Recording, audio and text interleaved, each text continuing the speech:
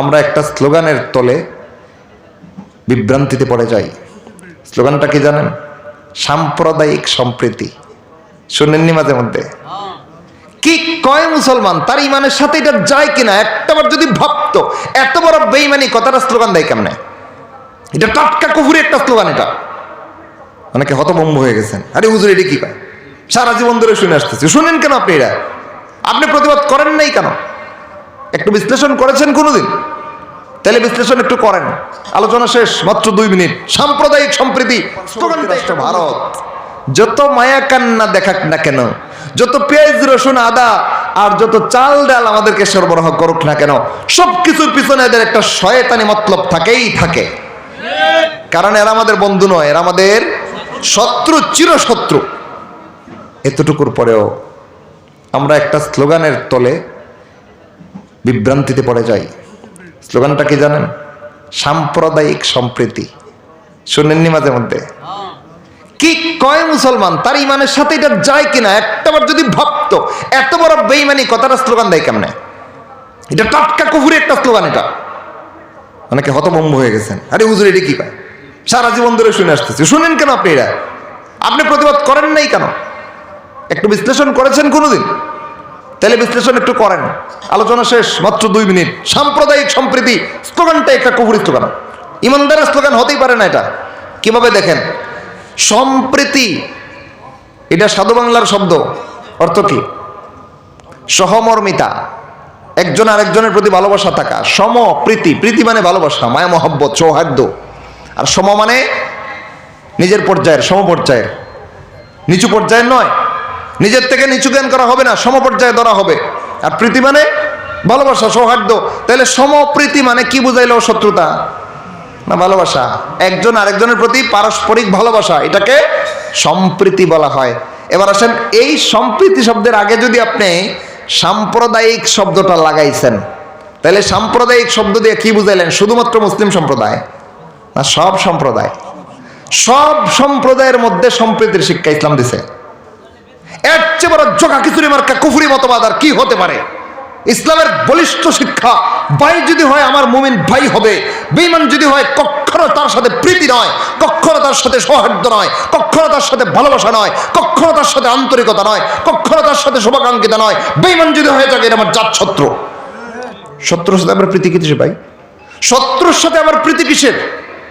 শত্রু তো শত্রু, এর সাথে প্রীতি কিসের? সুতরাং সাম্প্রদায়িক সম্প্রীতি স্লোগানটা একটা বেঈমানি স্লোগান।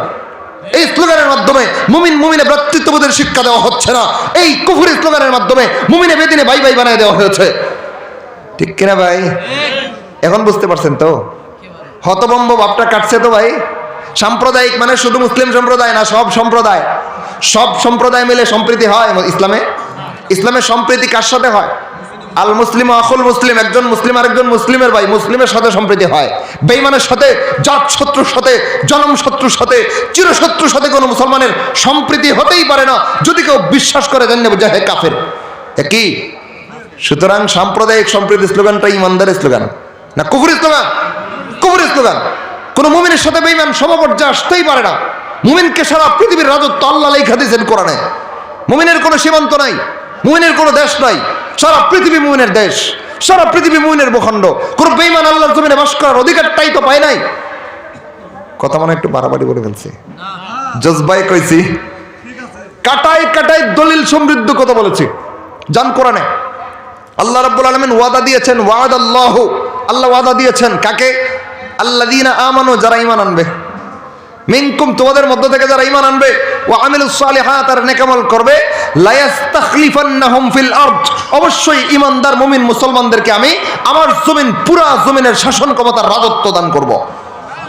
তাইলে জমিন শাসন করার, জমিনে বাস করার, জমিন পরিচালনা করার, জমিনে রাজত্ব করার বৈধ অধিকার আল্লাহ যদি দিয়ে থাকেন, একমাত্র কাদেরকে দিয়েছেন? বেঈমানকে না মুমিনকে? সুতরাং সারা দুনিয়ার বৈধ দখলদার, সারা দুনিয়ার বৈধ রাজত্বের মালিক আল্লাহর পক্ষ থেকে একমাত্র মুসলমানরা সাব্যস্ত হয়েছে। সেই জমিনে বেঈমান রাজত্ব করবে দূরের কথা, হ্যাঁ তো বাস করার অধিকার নাই। সে আবার মুসলমানের সমপর্যায়ে আসে কিভাবে? আফসোস, নিজের জাতীয় পরিচয় নিজে ভুলে গিয়েছি আমরা, যেখানে বেঈমানদের সাথে নিজেকে সমকক্ষ বানাচ্ছি। আপনাকে আল্লাহ বেঈমানের সমকক্ষ বানাননি। প্রত্যেকটা একটা মুসলমান আল্লাহর কাছে সারা দুনিয়ার সবগুলো বেঈমানকে এক পাল্লায় উঠাইলে যেই পরিমাণ ওজন হয় না, আদা একটা ইমানদারের আল্লাহর কাছে ওজনের চেয়ে বহুবারই। সুতরাং মুমিন আর বেঈমান সমান না, আকাশ পাতাল ব্যবধান। আল্লাহর কসম করে বলছি, কোরআন আর হাদিসের সমুদয় শিক্ষা বাতায় নিয়ে আল্লাহকে সাক্ষী রেখে বলছি, সারা দুনিয়ার সবগুলো বেঈমান জাতিকে এক পাল্লায় উঠাইলে সবগুলো মুসলমান আরেক পাল্লায় ওঠানো লাগবে না। আদনা পর্যায়ের একজন নামমাত্র মুমিনকে, যার ইমানটুকু ঠিক আছে, তাকে যদি আরেক পাল্লায় ওঠানো হয়, আল্লাহর কসম একজন আদনা মুমিনের তুলনায় সারা দুনিয়ার সব জাতিগোষ্ঠী, সব বেঈমানের পাল্লা পাতলা হতে বাধ্য। তাইলে আল্লাহর কাছে মুমিনের দাম বেশি না বেঈমানের? সারা দুনিয়ার সব বেঈমান মিলে একটা মুমিনের সমান মর্যাদা আল্লাহর কাছে আছে? আপনি সমান মানাইলেন কারে জিজ্ঞেস করে? আফসোস, ইমান কোথায় গেল? এইভাবে চাক্ষুষে কোরআন হাদিসের বিরুদ্ধে বিদ্রোহী কুফরি মতবাদগুলো মুসলমান কোন সাহসে গ্রহণ করে? যখন এই মতবাদগুলো মুসলমান গ্রহণ করে আর বুলিয়া ওড়ায়, ইমানটা কোথায় রাখে? এরকম জমিনে বাস করতে ইচ্ছা করে না ভাই, বুক ফেটে যায় মাঝে মধ্যে। যেদিকে তাকাই কোরআন হাদিসের বিরুদ্ধাচরণ, যেদিকে তাকাই দ্বীনের বিরুদ্ধে বিদ্রোহ, যেদিকে তাকাই মালিকের জমিনে থেকে মালিকের নিয়ামত খায় মালিকের সাথে নাফরমানি। কেন? আল্লাহ তো পুরো জমিনে রাজত্ব করার পর দিয়ে আমি মুসলমানকে আল্লাহ পাঠাইছেন, আমি কেন বেঈমানকে নিজের সমকক্ষ দাবি করতে যাব? এর চেয়ে বড় বেগায়রতি, এর চেয়ে বড় বেহায়ামি, এর চেয়ে বড় নির্লজ্জতা আর কি হতে পারে? আল্লাহ আমাকে সারা পৃথিবীর সব বেঈমানের উপরে ফজিলত দিয়েছেন, মর্যাদা দিয়েছেন, সেই আমি ইমানদার বেঈমানকে আমার সমকক্ষ বানাচ্ছি। আফসোস, সাম্প্রদায়িক সম্প্রীতি, বেঈমান আমার সমকক্ষ হওয়ার কে? আল্লাহর কাছে হাইওয়ান জানোয়ারের মতো, বরং এর চাইতে নিকৃষ্ট। বললাম এটা আল্লাহর কথা।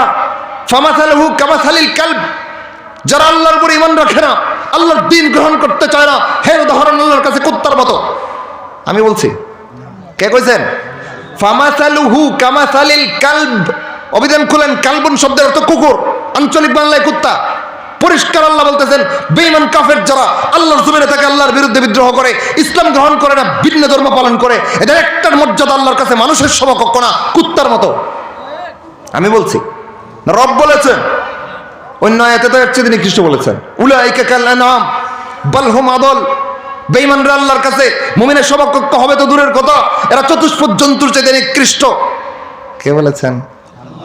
তা আল্লাহ যদি এত বড় বড় কথা, এত সুস্পষ্ট কথা, এত বলিষ্ঠ কথা বিশ্ব কিতাব কোরআনে নাজিল করে থয়ে দিয়েছেন, আপনি আমি কোন রকমের ইমানদার যে বেঈমানকে নিজে সমকক্ষ দাবি করে বেড়াচ্ছি? ইমান কোথায় থাকে? কিসের সাম্প্রদায়িক সম্প্রীতি? সম্প্রীতি মুমিনের সাথে, বেঈমানের সাথে, বিধর্মী সম্প্রদায়ের সাথে কোনো সম্প্রীতি নেই।